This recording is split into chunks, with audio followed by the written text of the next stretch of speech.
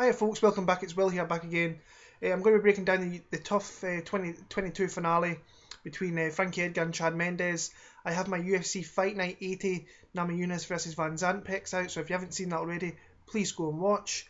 And my UFC 194 picks, I was going to make the video tonight, but I'm going to do a little bit more research into Jose Aldo and Conor McGregor and just a couple other fighters, just to see if I can see anything before I put the video out tomorrow. It will be out tomorrow afternoon, about 4 or 5 o'clock British time, so whatever time you are all over the world, it will be out. I am going to be making that video tomorrow, and then obviously for UFC 194 for McGregor Aldo, I'm going to be making a live stream so you can see me watching the fight and you can see my live reaction as I'm watching that fight. I get told I go a little bit crazy sometimes. I start acting like a bit of a kid and just kind of losing myself in the fight, so it'll be interesting to see that. Also at the bottom, I'm going to be putting Severe MMA's podcasts every week in my videos. Please go and listen to Sean and Andrew. They have a great podcast. I haven't missed one yet. I will never miss one.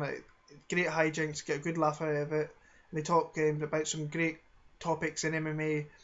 Next week, Andrew will be in Las Vegas doing all the legwork over there, and back in Ireland, Sean will be knocking out great analysis, great breakdowns, great articles. So please go and follow the guys, Sean Sheen Bay on Twitter and Andrew McGahan _ on Twitter as well.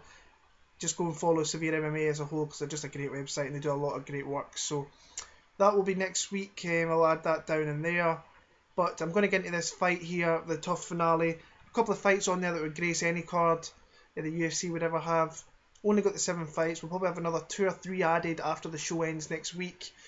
I fully expect Artem Lubov to probably be in the final. I'd be very surprised if he's not.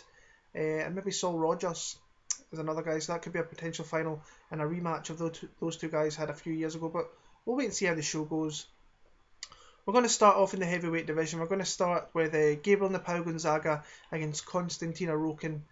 Now, I think this is Gonzaga's last fight in the UFC. I think he's definitely on his way out. 3-fight losing streak. A little bit surprised he's still being kept around.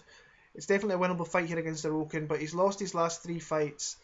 He lost to Stipe Miocic. The guys that he's lost to are decent guys. Let's not get that wrong. So he lost to Miocic, who's probably up there for a title shot, ready to get one. Then he got knocked out by Mamet Triol in the first round with a devastating shot. And then against Mirko Cro Cop in Poland, started off very, very well. Took the fight to the ground, which I thought once it goes there, this is going to be some shit for Filipovic. Won that first round. It had a couple of leg locks, which Cro Cop said on the MMA Hour yesterday or Monday that he still feels to this day. So he was obviously fairly close to maybe getting something in that first round, and then kind of just wilted late in that fight, and then Cro Cop finished him with elbows for the first and only time in his career. Opened up a massive cut and got that TKO stoppage in the 3rd round. He's against Konstantin Erokhin here. Erokhin last time out, I just thought I was hyping him up pretty big, and he just didn't really show up. If you watch the fights before that against Brett Rogers and others, he's got some devastating power, he's got some great grappling, but showed none of it in that fight and gassed out pretty badly. So I don't know whether the nerves got to him a little bit. I think he hit Pesta with some big shots in that first round, and as soon as Pesta felt that power, pushed Erokhin against the cage and took him down and wore him out and just won a clinical decision. I think he's better than what he's showing, a lot better, and I think he'll show it in this fight. I like Erokhin. I think he's going to stop him in one. I just think once he hits one time on the sweet spot, he is going to put Gonzaga to sleep. So I'm going to go Konstantin Erokhin, first round TKO. Getting back to the card here, I think we're going to go to the featherweight division with Tatsuya Kawajiri facing off against Jason Knight. Now this was supposed to be Mirsad Bektic, so I'm thinking that Tatsuya Kawajiri is pretty happy with Jason Knight coming in here and Bektic pulling out, because Bektic is a monster in that division. He's a guy coming up very, very quickly, and I think within the next 18 months he's going to be right around that title contention picture. So Tatsuya Kawajiri, I'm not going to really talk about his last fight against Dennis Siver because it was horrible to watch.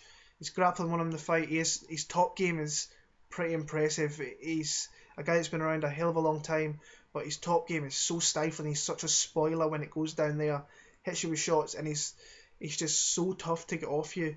He beat Dennis Silva last time. I think he lost to Clay Guida, Abu Dhabi, and he beat Sean Soriano in his UFC debut. But Jason Knight here, he's a guy I've watched Titan FC 35. He's a pretty good prospect in the featherweight division. I watched a few of his fights before he came into the UFC. I watched obviously the Titan one. There's a few on YouTube. Nothing much on his feet. Ever improving, to be honest with you. But once the fight hits the mat, he is very, very dangerous down there.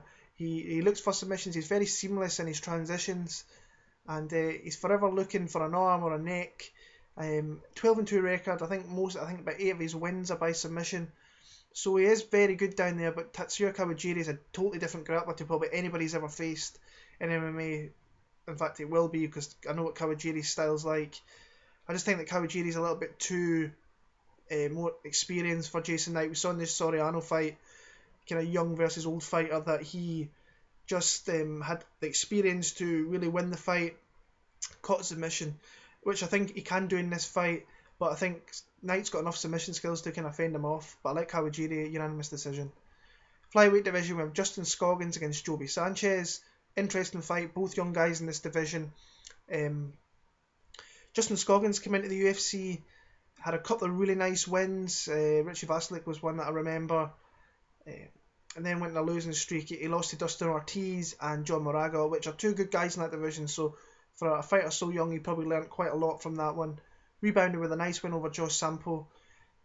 He's got that karate style kind of background. He leads with the left foot, and he can plant it right in your chest if he needs be. Some nice low kicks.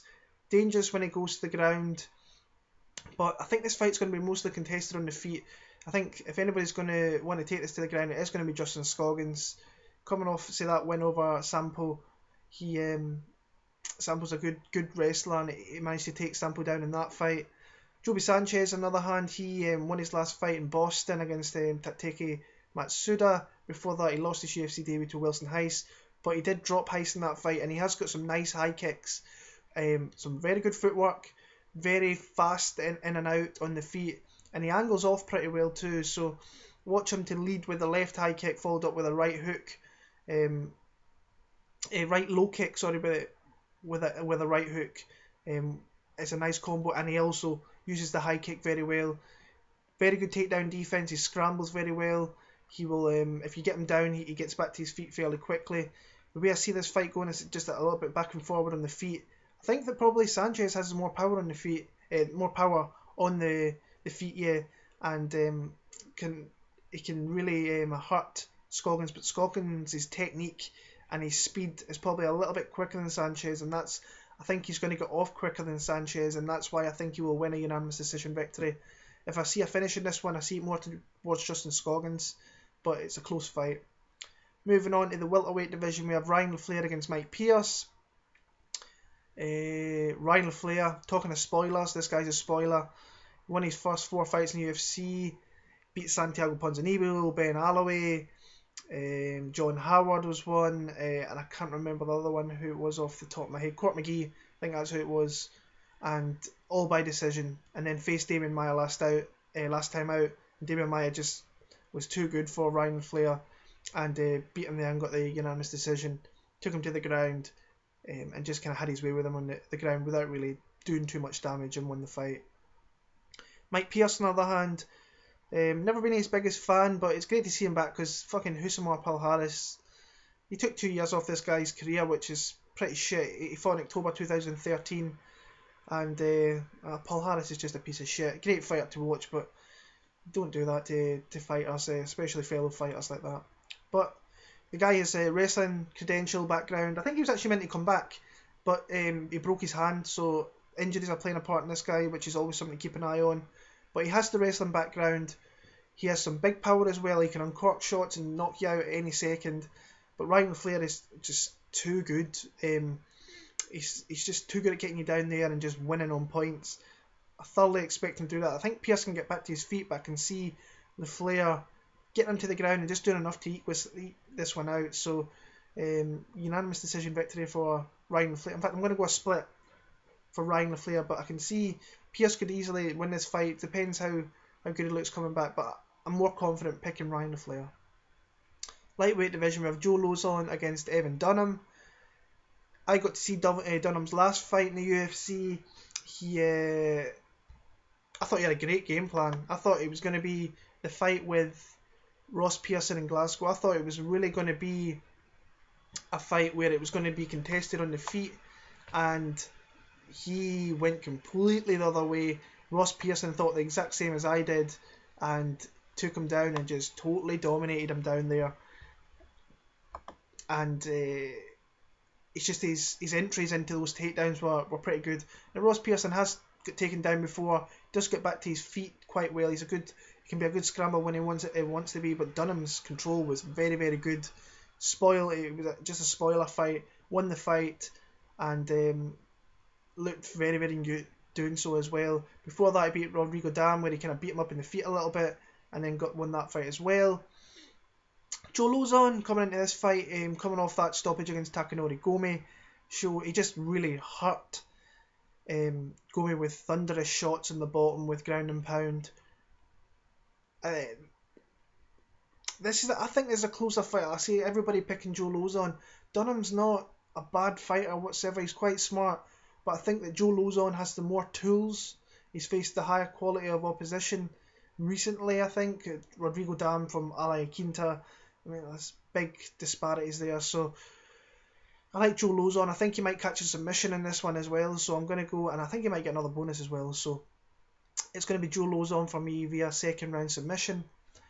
Co-main event of the night was another great fight. It's Edson Barboza against Tony Ferguson.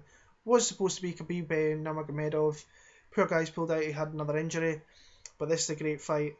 But I see it being very dominant for one fighter. I know that Edson Barboza has some very quick reactions. He's got some devastating leg kicks. He is a fighter who is really, really fun to watch with his striking technique and his quickness. His quickness is it's searing. It's so in and out. He hits you with leg kicks, and then he's up there with the jab, and he's just in and out. But he eats shots as well, which is something that I thought his defense would improve being in the UFC, but it doesn't seem to be. He gets hit quite a lot. He gets marked up quite a lot.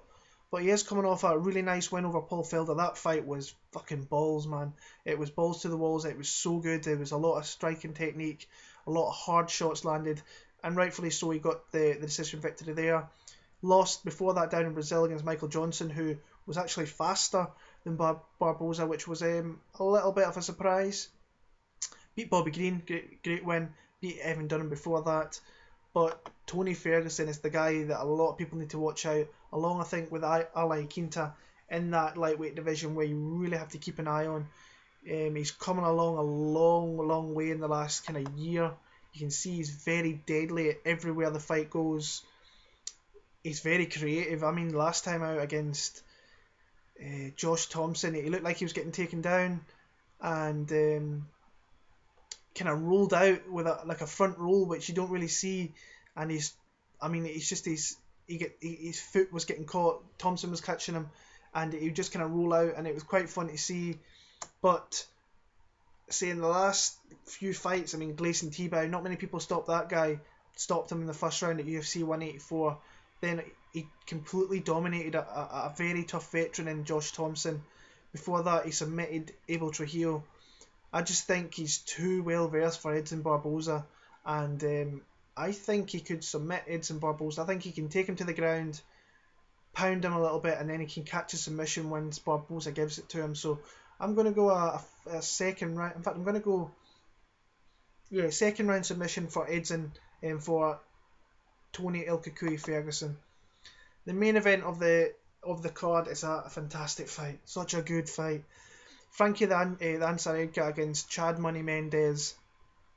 I've watched a few breakdowns of other guys on YouTube, and surprisingly enough, everyone's going for Frankie Edgar in this fight. Well, boys, I'm going to go the other way. I like Chad Mendes in this fight, and I like him pretty big as well. So, Chad Mendes, we'll see what happened in July. He came in 10 days' notice. I thought he gave a good performance against McGregor, but I always thought he was against it. And he couldn't take the power that McGregor has. I don't think anybody in the division has personally. He has big power, but he's shown his wrestling in that one. His entries into takedowns were pretty good.